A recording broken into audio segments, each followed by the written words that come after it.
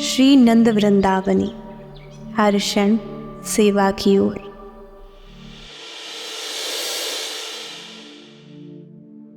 Radhe Radhe. Shri A.C. भक्ति वेदांत स्वामी प्रभुपाद द्वारा प्रस्तुत श्रीमद् भगवद गीता यथारूप का दिव्य ज्ञान। श्रीमद् भगवद गीता अध्याय 1। कुरुक्षेत्र के युद्ध क्षेत्र में सैन्य निरीक्षण, दुर्योधन की चिंता और अर्जुन का विषाद।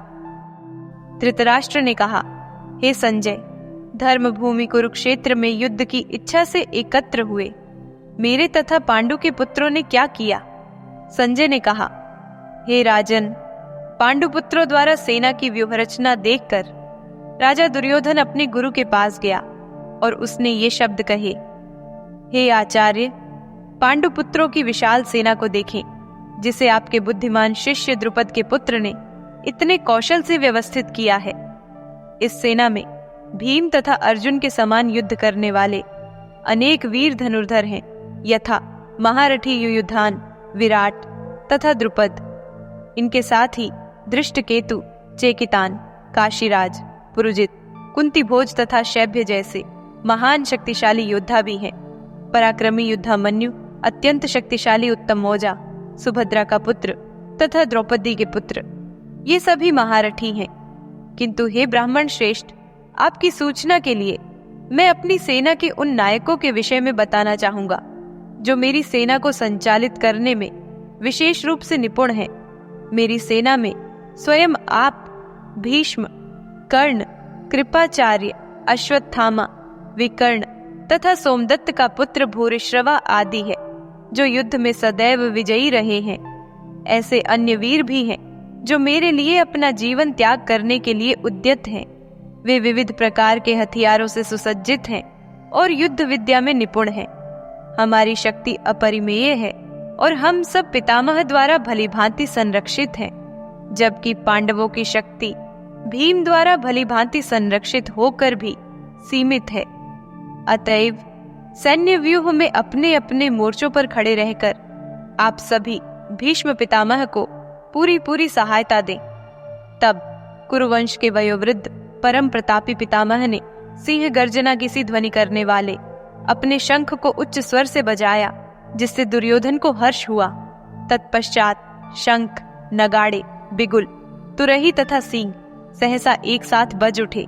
वह संवेद स्वर अत्यंत कोलाहलपूर्ण था। दूसरी ओर से श्वेत घोड़ों द्वारा खींचे जाने वाले विशाल रथ पर आसीन कृष्ण तथा अर्जुन ने अपने अपने दिव्य शंख बजाए। भगवान कृष्ण ने अपना पांचजन्य शंख बजाया, अर्जुन ने देवदत्त शंख तथा अतिभोजी एवं अतिमानवीय कार्य करने वाले भीम ने पौंड्र नामक शंख बजाया। हे राजन, कुंती पुत्र राजा युधिष्ठिर ने अपना अनंत विजय नामक शंख बजाया तथा नकुल और सहदेव ने सुघोष एवं मणिपुष्पक शंख बजाए। महान धनुर्धर काशीराज, परम योद्धा शिखंडी, धृष्टद्युम्न, विराट, अजेय सात्विकी, द्रुपद, द्रौपदी के पुत्र तथा सुभद्रा के महाबाहु पुत्र, इन सबों ने भी अपने अपने शंख बजाए। इन विभिन्न शंखों की ध्वनि कोलाहलपूर्ण बन गई, जो आकाश तथा पृथ्वी को शब्दायमान करती हुई धृतराष्ट्र के पुत्रों के हृदयों को विदीर्ण करने लगी। उस समय हनुमान से अंकित ध्वजा लगे रथ पर आसीन पांडुपुत्र अर्जुन अपना धनुष उठाकर तीर चलाने के लिए उद्यत हुआ। हे राजन, धृतराष्ट्र के पुत्रों को व्यूह में खड़ा देखकर अर्जुन ने श्री कृष्ण से ये वचन कहे। अर्जुन ने कहा, हे अच्युत, कृपा करके मेरा रथ दोनों सेनाओं के बीच में ले चले, जिससे मैं यहाँ युद्ध की अभिलाषा रखने वालों को और शस्त्रों की इस महान परीक्षा में जिनसे मुझे संघर्ष करना है, उन्हें देख सकूं। मुझे उन लोगों को देखने दीजिए जो यहाँ धृतराष्ट्र के दुर्बुद्धि पुत्र को प्रसन्न करने की इच्छा से लड़ने के लिए आए हुए हैं। संजय ने कहा, हे भरतवंशी, अर्जुन द्वारा इस प्रकार संबोधित किए जाने पर भगवान कृष्ण ने दोनों दलों के बीच में उस उत्तम रथ को लाकर खड़ा कर दिया। भीष्म, द्रोण तथा विश्व भर के अन्य समस्त राजाओं के सामने भगवान ने कहा, हे पार्थ, यहाँ पर एकत्र सारे कुरुओं को देखो। अर्जुन ने वहां दोनों पक्षों की सेनाओं के मध्य में अपने चाचा, ताऊओं, पितामहों, गुरुओं, मामाओं, भाइयों, पुत्रों, पौत्रों, मित्रों, ससुरों और शुभचिंतकों को भी देखा। जब कुंती पुत्र अर्जुन ने मित्रों तथा संबंधियों की इन विभिन्न श्रेणियों को देखा तो वह करुणा से अभिभूत हो गया और इस प्रकार बोला। अर्जुन ने कहा, हे कृष्ण, इस प्रकार युद्ध की इच्छा रखने वाले मित्रों तथा संबंधियों को अपने समक्ष उपस्थित देखकर मेरे शरीर के अंग कांप रहे हैं और मेरा मुंह सूख रहा है, मेरा सारा शरीर कांप रहा है, मेरे रोंगटे खड़े हो रहे हैं, मेरा गांडीव धनुष मेरे हाथ से सरक रहा है और मेरी त्वचा जल रही है। मैं यहाँ अब और अधिक खड़ा रहने में असमर्थ हूँ। मैं अपने को भूल रहा हूँ और मेरा सिर चकरा रहा है। हे कृष्ण, मुझे तो केवल अमंगल के कारण ही दिख रहे हैं। हे कृष्ण, इस युद्ध में अपने ही स्वजनों का वध करने से न तो मुझे कोई अच्छाई दिखती है और न मैं उससे किसी प्रकार की विजय, राज्य या सुख की इच्छा रखता हूँ। हे गोविंद, हमें राज्य, सुख अथवा इस जीवन से क्या लाभ, क्योंकि जिन लोगों के लिए हम इन्हें चाहते हैं वे ही इस युद्ध भूमि में खड़े हैं। हे मधुसूदन, जब गुरुजन, पितृगण, पुत्रगण, पितामह, मामा, ससुर, पौत्रगण, साले तथा अन्य सारे संबंधी अपना धन एवं प्राण देने के लिए तत्पर हैं और मेरे समक्ष खड़े हैं, तो फिर मैं इन सबको क्यों मारना चाहूंगा, भले ही वे मुझे क्यों न मार डालें।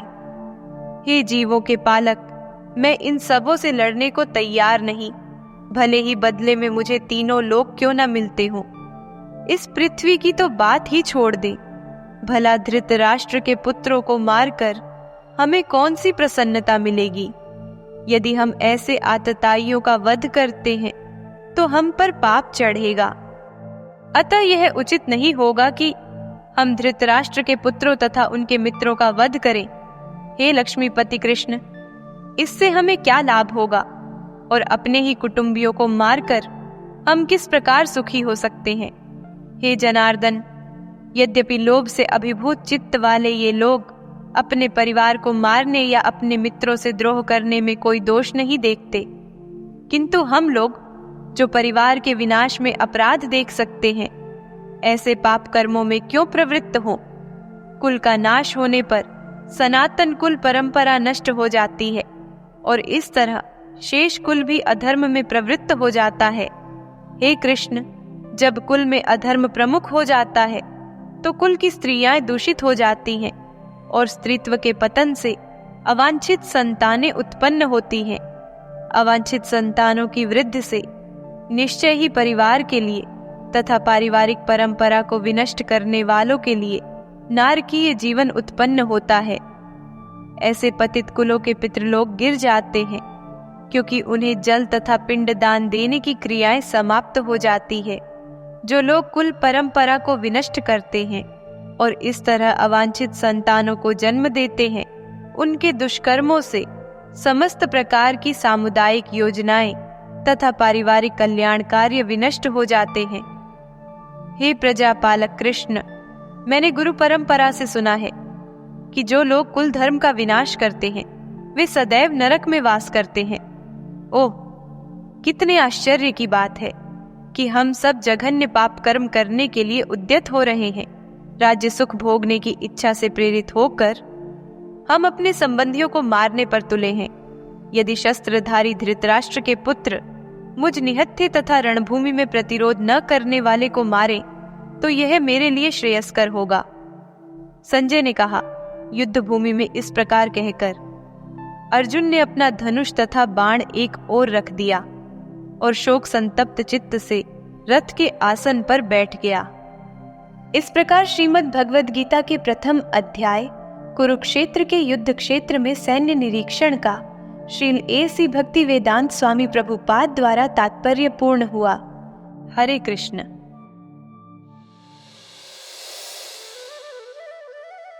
श्री राधा रानी प्रेम का वास्तविक स्वरूप है और भगवान श्री कृष्ण उस प्रेम के प्रतिपादक हैं। जो जीव श्री राधा कृष्ण के दिव्य संबंध को भली भांति समझ लेता है, वही प्रेम के माधुर्य रस का सच्चा आस्वादन कर पाता है।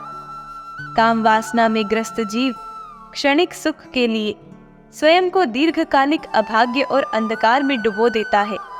इसके विपरीत श्री राधा रानी की आत्मकथा जीवन को प्रेम पूर्वक जीने का अद्भुत उदाहरण है। उनकी कथा जीव को परम धाम की ओर लौटने का अत्यंत सरल मार्ग प्रदान करती है। पूज्य गौ माता जीवात्मा की 7 माताओं में से एक है, अतः उनकी सेवा के लिए हमें किसी आमंत्रण की आवश्यकता नहीं है। वे जीव वास्तव में निकृष्ट हैं और उनकी आत्माएं पतित हैं, जो गौ माता को अनाथ छोड़कर, उन्हें अनैतिक रूप से दुहकर, बछड़ों से अलग करके, उनसे दुर्व्यवहार करके अथवा उनका भक्षण करके प्रत्यक्ष या अप्रत्यक्ष रूप से उन्हें कष्ट पहुंचाते हैं। सौभाग्यशाली वे लोग हैं जो निःस्वार्थ भाव से गौ माता को अपनाते हैं, उनकी सेवा करते हैं और अध्यात्म उन्मुख गौशालाओं को दान देकर पुण्य अर्जित करते हैं। राधे राधे। ऐसी और आध्यात्मिक वीडियो देखने के लिए हमारे चैनल को सब्सक्राइब करें और नई वीडियो सबसे पहले देखने के लिए नोटिफिकेशन बेल दबाएं। राधे राधे।